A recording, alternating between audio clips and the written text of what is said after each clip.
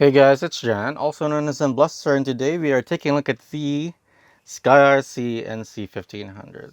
Look at this. Look at how tiny this charger is, and honestly, every time I look at it, it just makes it, I don't know, it just looks crazy to me. Look at how tiny this thing is, and look at this. I'm not really a big guy, so honestly, if it fits in the palm of my hand, it's pretty crazy because of just how tiny this thing is. So, all right, so we're just gonna go ahead and take a look at the size comparison. Look at this right here. That is an open class car, and it's narrower right there. You can see it's narrower, and it's also not as tall.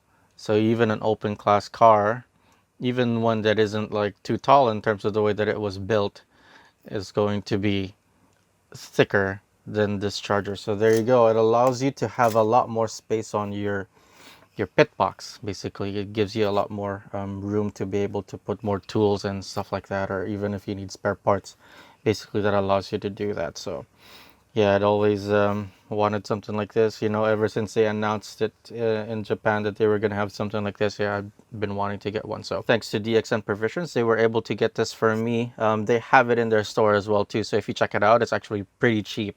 Right now, I think it's listed at $30 on their website. So if you think this is right for you, go ahead and check them out.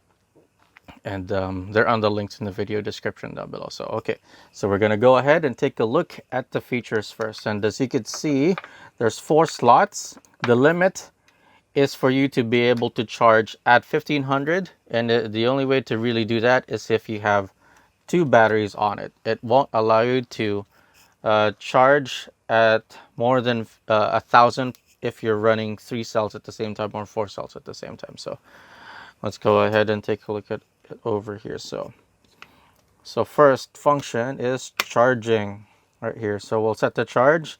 The upper limit is 1500 milliamp hours, and then we're going to change the current to 200, 500, 700, and then 1000, and then 1500 is the upper limit. So after you've done after you're done choosing, you can now leave it, and then it'll start to do that option for you. Next is the discharge functionality. So you're just going to tap mode once and it's already in the discharge mode. So we're going to change the current. Let's change it to let's see, let's do it at 350. So after you're done choosing, you just leave it there and it'll start the option for you. There you go. Now it's going to be discharging at 350. All right, so next is the refresh. So the way that the refresh cycle works is that it charges, discharges, and then charges again. So 2 clicks and that gets you to the refresh. And then the first amperage that it'll show you is the charging amperage. So let's charge it at 500 basically.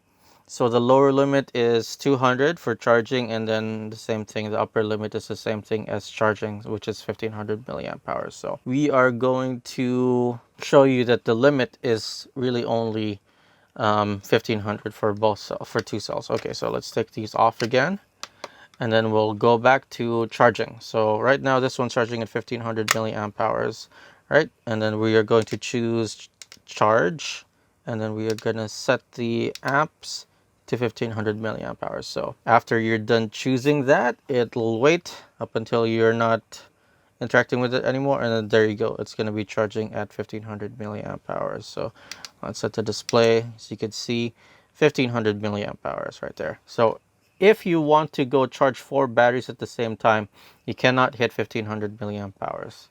So when you try and do that, it's going to limit itself to 1000. So even if you try and set it, so let's change the mode to charge, and then you try and select 1500, it's going to let you select it. But the charger is smart. It's going to detect that it's going to be out of parameters, that it cannot handle that. So as you see just now, it changed it to 1000 milliamp hours right there. As you can see, 1000 milliamp hours. So it reset that because it knows that the charger cannot handle that at all. So we're going to change this one too, and we're going to charge it too. So we might as well just leave it at 1500 because that's what it was last time that I was testing it. And it's going to stop.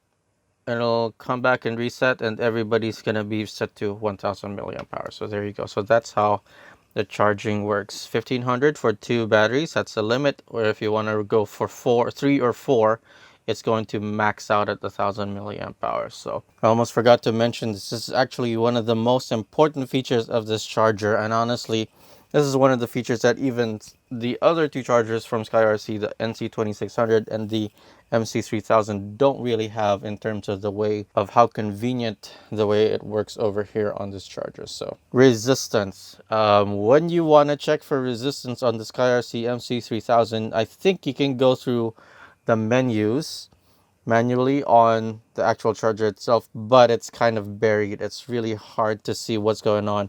The easiest way to do it is if you have the app. You can use the app. You can check it on the app. That's one of the things that I showed you guys last time on one of my other videos. And for the NC2600, it's the same thing. You can't really do it on the menus. The only way to do it is if you use the app. Over here, all you have to do is tap display up until you can see the milliohms right here. You could tell where the resistance of the batteries are. And if you guys watched my last video, you will appreciate the display over here showing the milliohm readouts for each of these batteries. So yeah, this is definitely one of the best features about this charger. One of the other things that I've found with this thing is that it has the discharge and the refresh has some issues with your using the battery pack, at least for me. Maybe it might be because of my battery pack, but I'm not sure. When you're discharging, it tends to cut off because it starts to not detect any current being drawn from the battery pack. Basically, the way that discharging or the refresh cycle would work is that whenever it gets to the point where it's discharging, you are going to be the way that the batteries would be discharged is that the power gets run through resistors, and that's how it actually discharges instead of taking the power and putting it back in. That's not how it works. It does not put power back in. The only way to put power back into the battery pack is if you actually charge it. That's really the only way to do it. So that's not how this whole setup would work. If it's not going to take the power from the battery here and then put it back in the system, that's not how it works. So once it detects that it's discharging and then there's really no current draw because of how little power that it actually uses for itself, for its own electronics, it starts to cut off the power. It's not gonna basically support it. If you want to discharge or do a refresh cycle, you have to plug it into like another power source. Like for me, you gotta go plug it into your tablet power brick or something like that. If you have those, of course, that would work.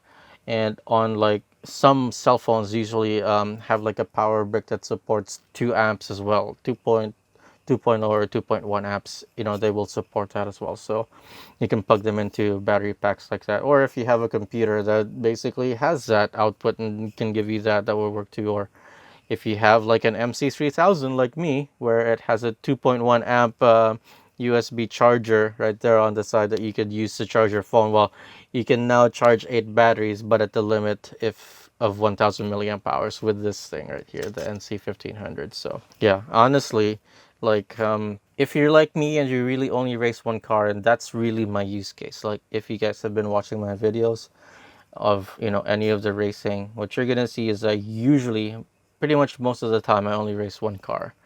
And if I'm only racing one car, honestly, the maximum that I would need is 4 batteries.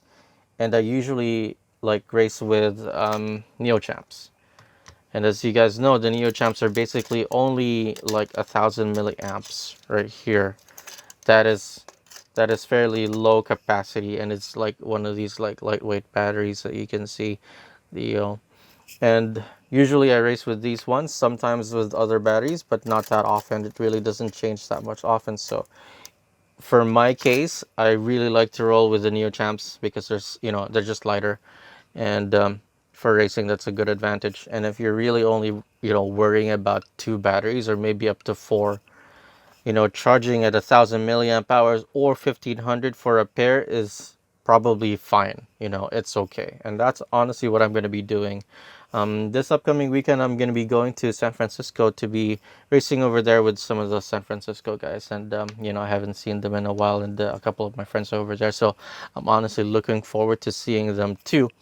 And I'm just going to be rolling with the NC 1500. And then, if I need to give you guys an update, I will tell you guys how it went. I'm going to be using this over there because you're going to be traveling, and the less weight that you carry on your back or that you have to carry with you is just going to be better, because honestly, I'm not getting any younger. My shoulders aren't going to be as strong as they used to be. So basically, a charger this small is going to be super convenient for me. And honestly, nowadays, convenience is king. So there you have it, guys. This has been my review of the SkyRC NC1500. If you'd like to see more videos like this, please like, subscribe, and share. And thanks for watching. Go race.